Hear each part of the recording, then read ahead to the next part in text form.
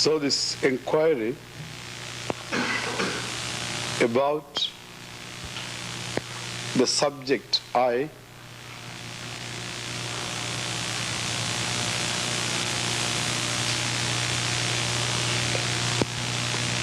resolves in this recognition that the I cannot be this, anything I objectify is an object of my knowledge, and the physical world I objectify, and even the thoughts which occur in my mind, which I recognize,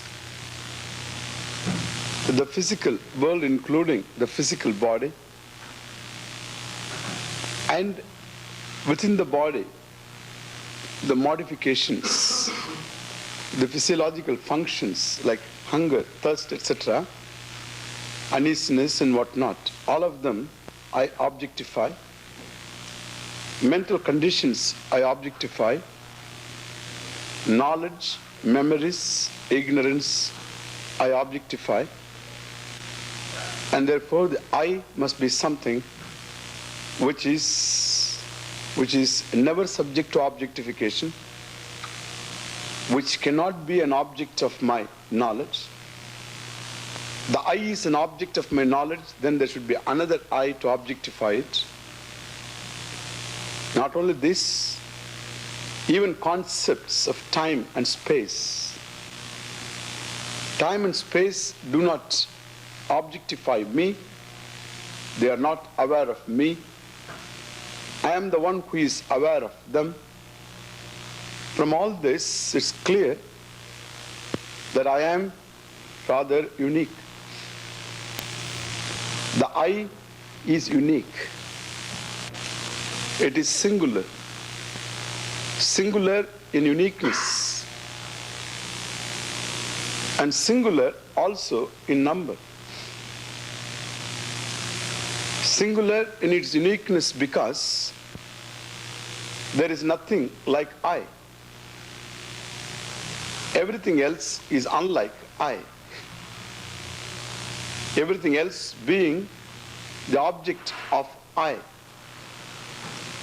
You are the only one who can be said as I, who can be referred as I. Nothing else in this creation can be referred by the word I.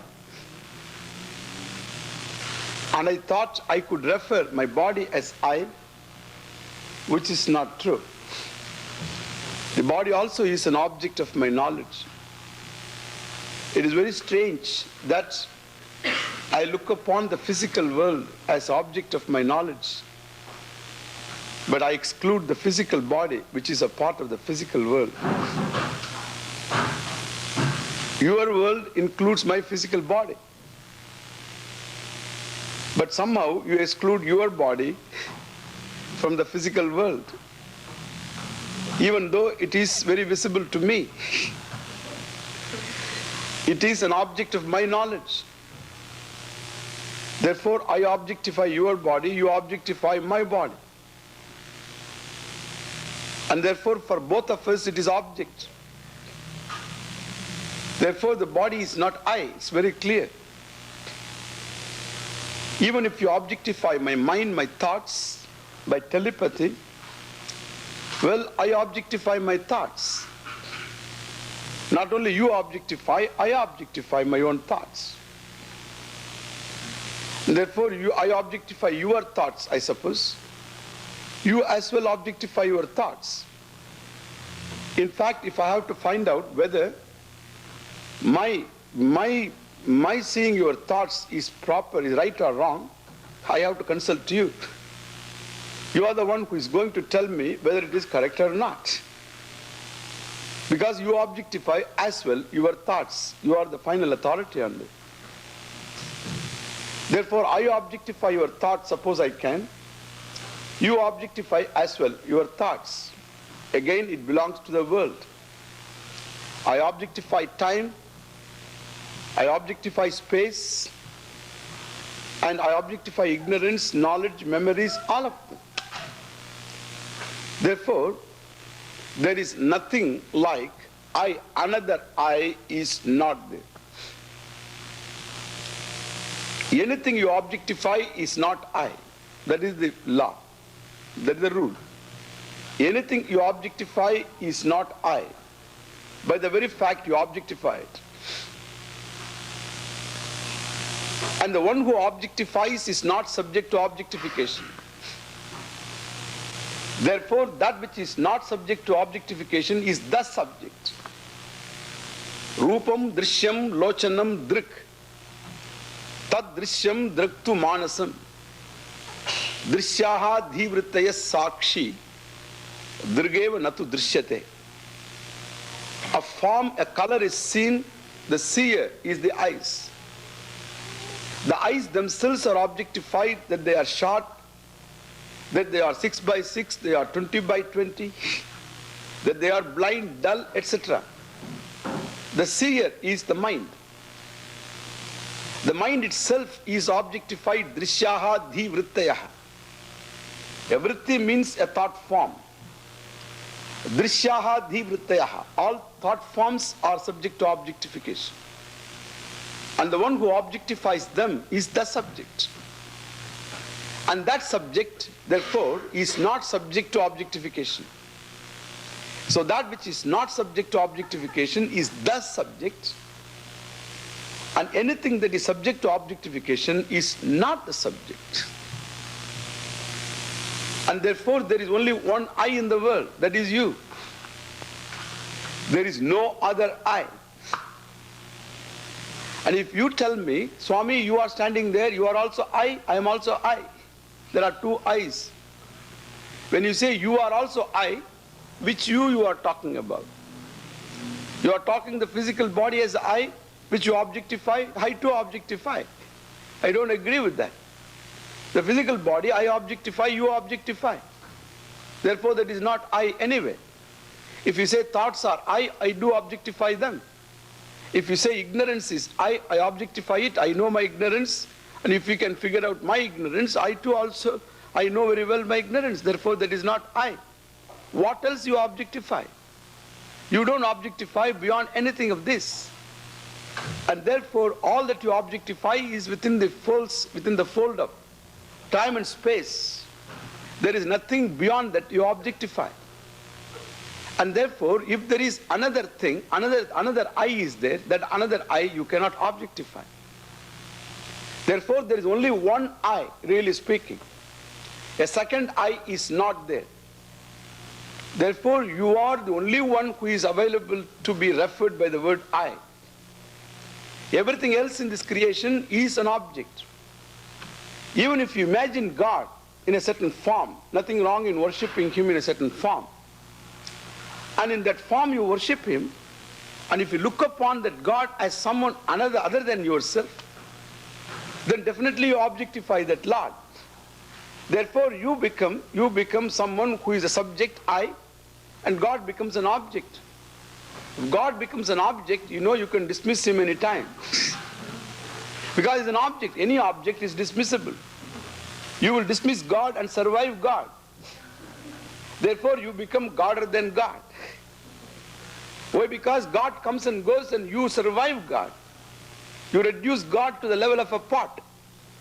You can dismiss a pot, out of mind, out of sight.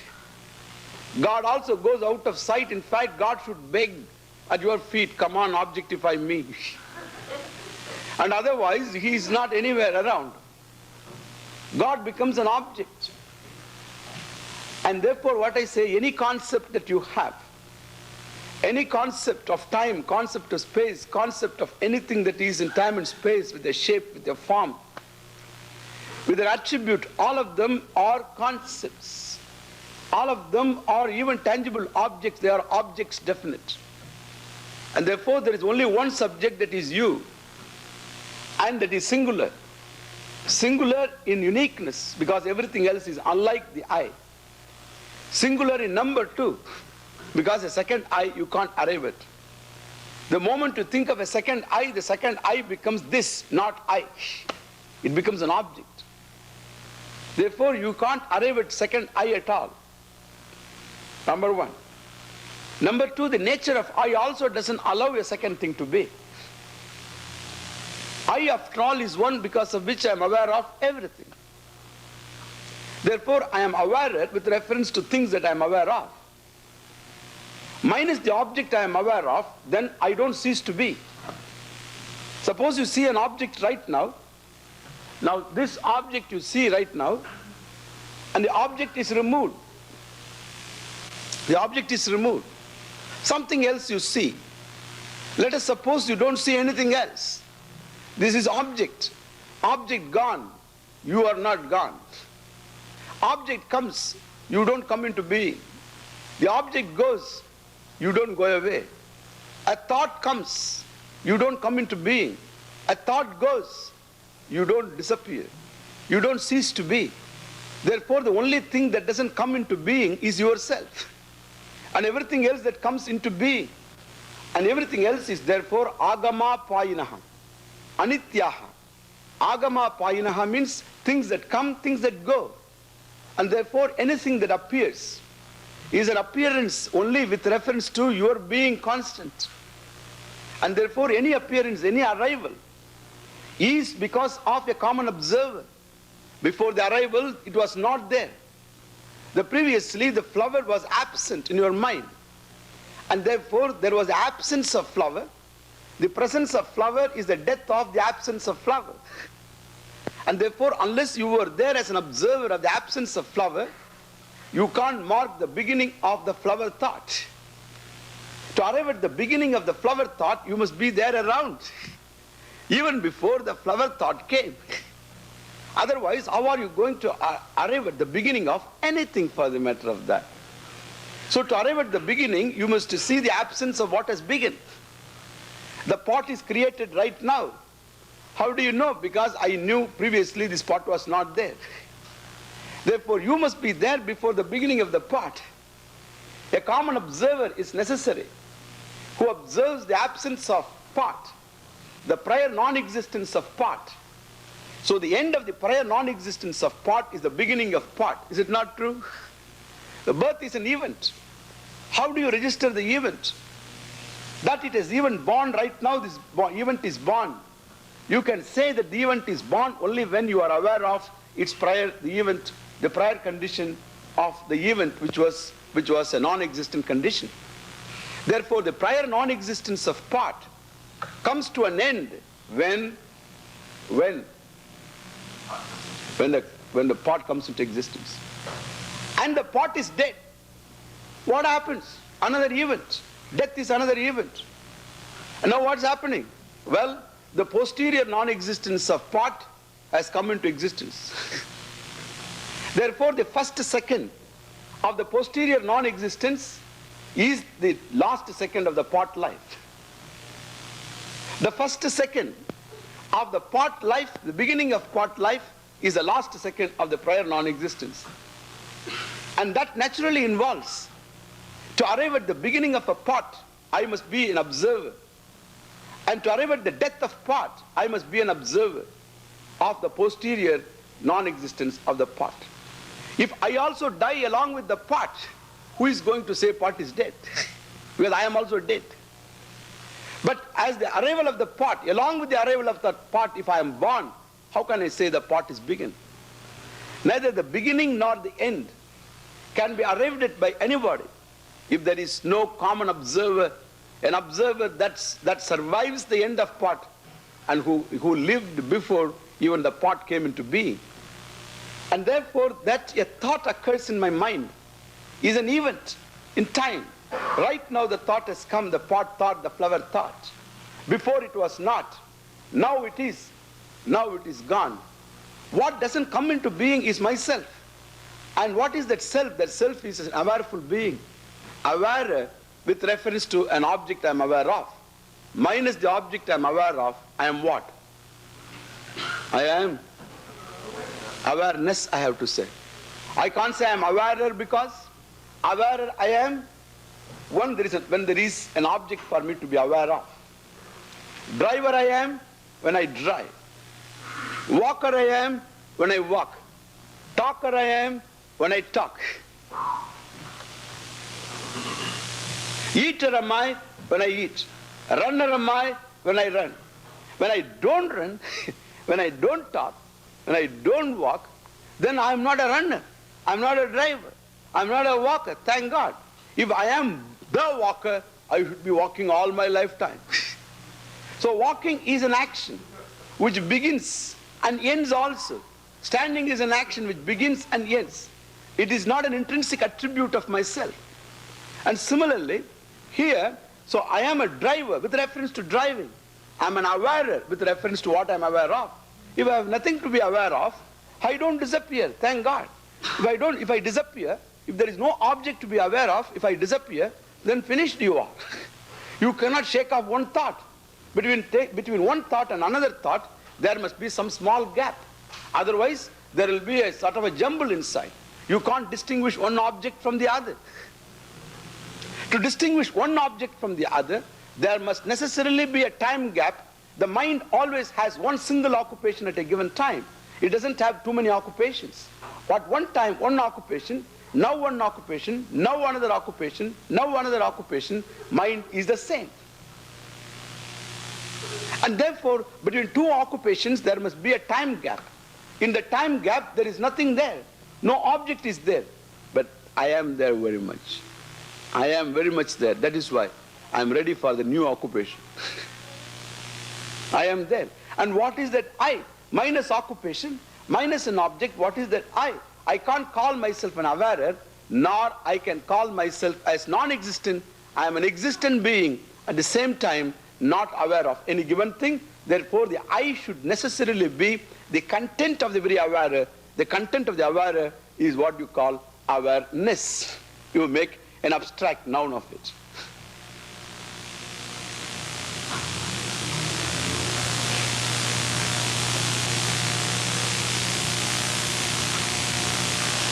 So if I is that awareness which is, when time is, it is.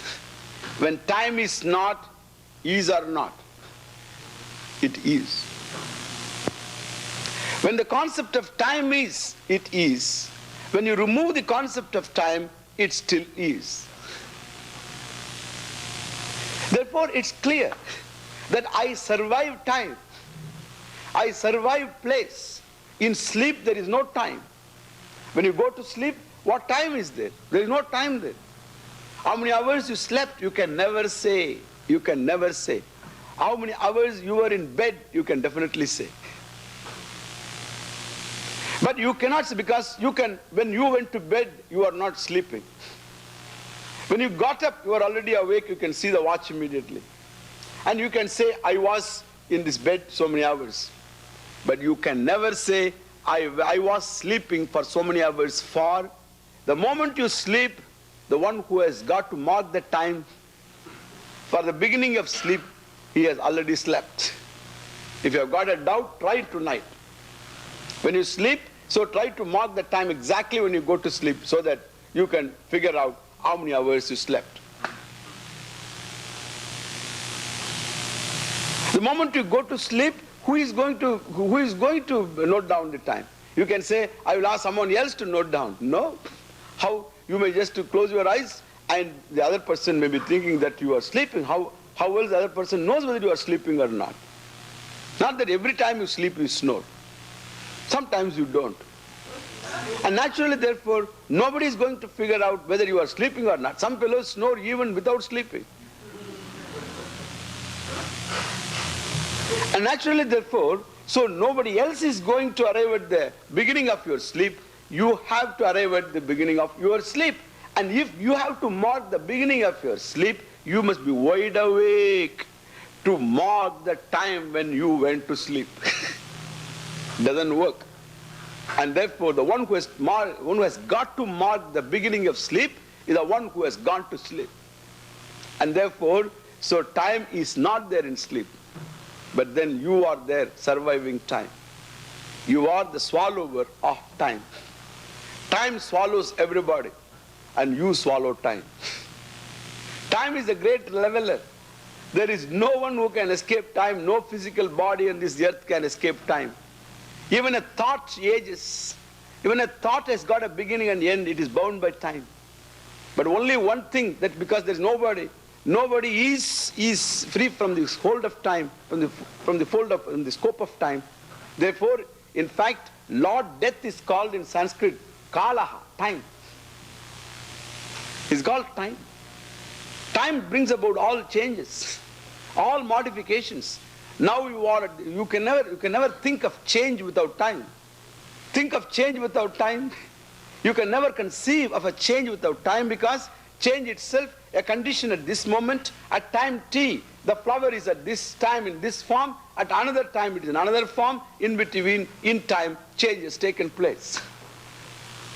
Therefore, every wrinkle is a streak of time. Every grey hair is a handiwork of time. And therefore, all aging is all the work of time alone.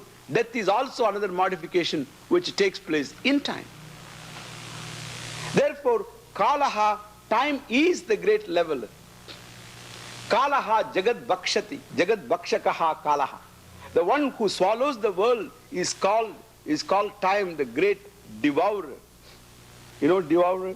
So he is the great devourer of everything in time. Therefore, Kalo Jagad Bhakshakaha. But you can say, I am a little better. Do you know why? Because you can swallow time too.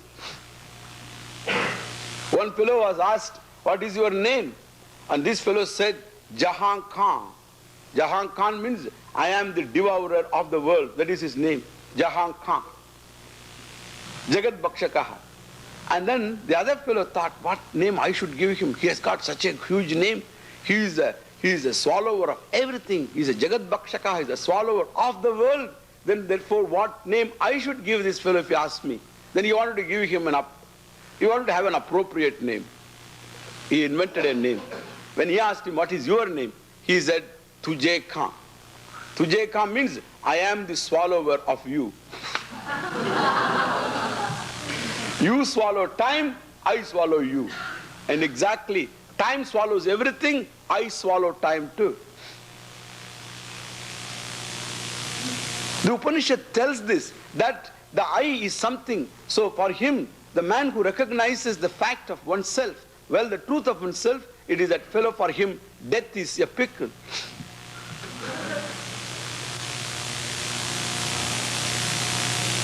Mrityu tasya upasechanam. Upasechanam means pickle. Means it's nothing. It makes life interesting. Otherwise, people will be hanging around. So think of people, 1,000-year-old people having become old. Think of that. If there is a fellow who lives 10,000 years or 5,000 years like something, and now suppose 100 years I see this fellow touching the ground. He bends so much, he has become a U almost. And now suppose another 10 times if he lives, then he will make 10 circles. The mouth will be inside.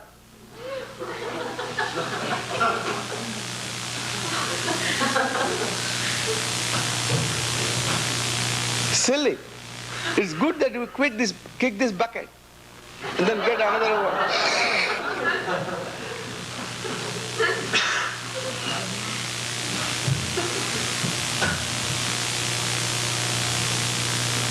Well, therefore, so this is change is the beauty in life.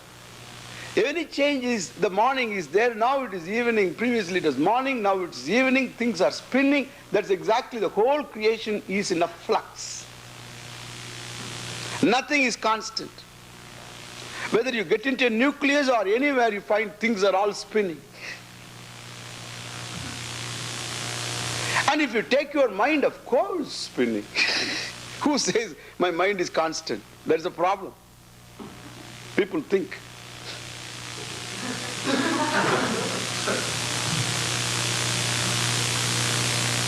And therefore, so what the one thing that survives time, the kalaha, time, is only myself.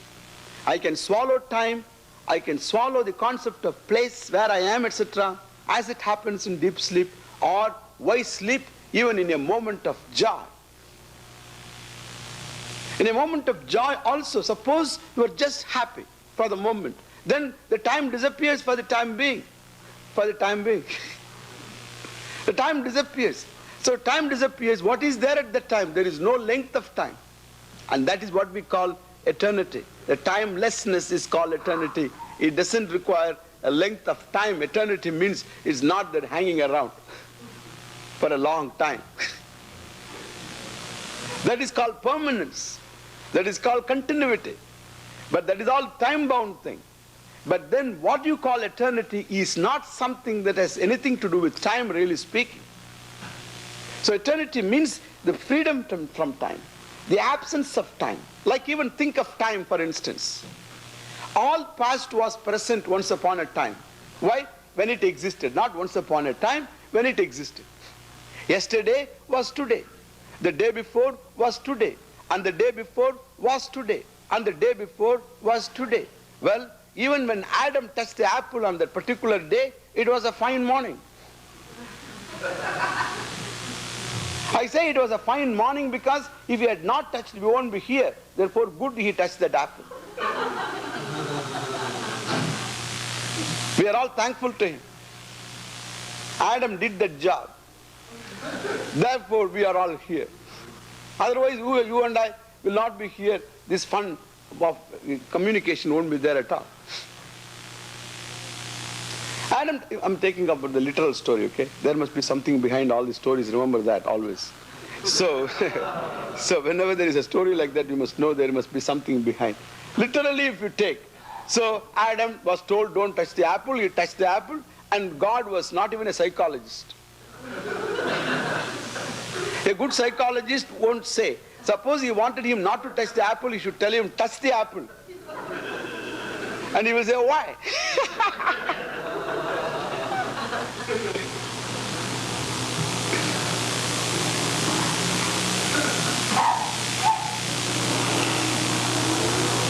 Well, anyway, so that was a fine morning that he touched the apple. It was a fine morning today, I tell you. And this, it was always the past when it existed, it was always present. The future when it is going to be unfolded, it is going to be present. Tomorrow will be today. The day after will be today. When you get up tomorrow, you are not going to say tomorrow good morning. You have decided today itself what you should say tomorrow. Therefore you say tomorrow good morning because you decided today to say good morning to him next day.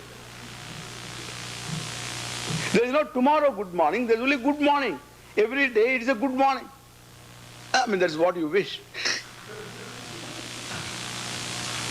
Well, therefore, the past was present. The future as it unfolded, gets unfolded, will be present. The present is present. What is the length of time? Therefore, to know all about time is to know the block of time. The block or the brick of time for the time wall to be built up. Well, you require the block. The block is like a cell. The block is indeed present. Past was present, future will be present, present is present, present is indeed the block of time, in which the concept of time is built. With which, okay, if that is so, then what is this present? You can't say the present is today, you can say present century, the present age, the present millennium, the present century, the present decade, the present year, the current year, the present month, the present fortnight, the present week, the present day, today, is also present. And today also has got so many hours. Therefore, the present hour. Hour also has got so many minutes. The present minute, 60 minutes. Tick, tick, tick, tick, 60 minutes, you know that? So the present minute. It takes a long time for these fellows to finish that.